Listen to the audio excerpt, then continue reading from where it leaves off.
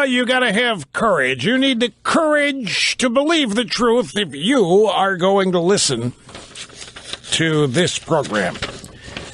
Welcome back, my good friends. El Rushbo behind the golden EIB microphone, meeting and surpassing all audience expectations. This debt limit business. Now, look, I know it is not an exciting. In fact, it's what I call a button push issue. And by that I mean you're driving around on your car, you hear the word debt limit, you hit the button to change station. I know that's what it is.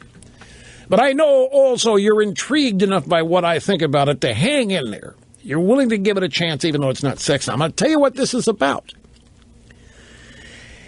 In addition to getting it done, in addition to growing the size of government, expanding the debt limit, and increasing the opportunity to legally spend this country into oblivion, there's another reason to doing this early now.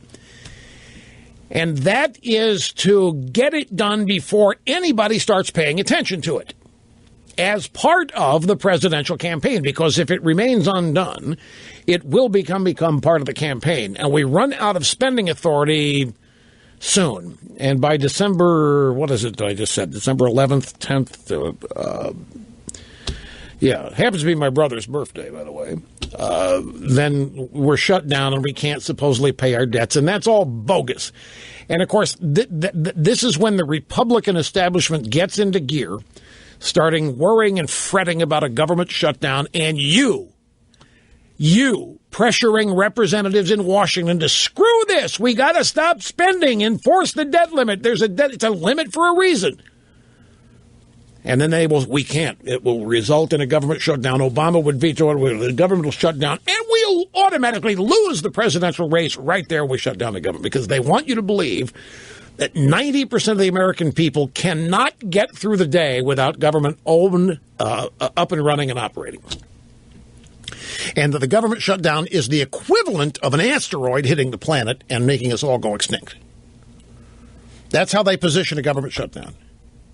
We're all dinosaurs obliterated by an asteroid strike. And we can't do it. And they think most people think of it that way. So the Republicans are always going to get blamed, therefore we can't do it. They don't want you to have any say in it, which is why they're trying to hustle and get it done now.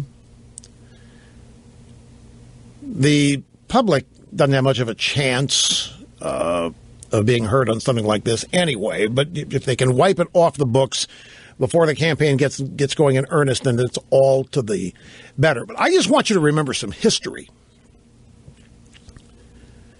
Senator Barack Hussein voted against raising the debt limit twice under George W. Bush. He said it would be irresponsible.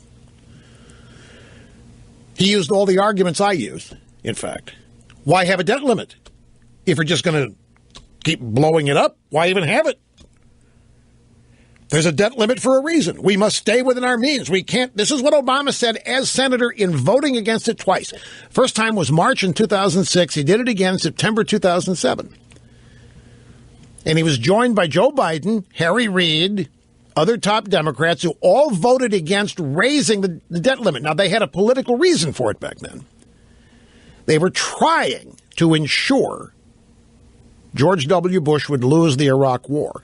And they thought that stopping the debt limit from being raised would limit Bush's ability to spend money on the war, which would then lead to us losing.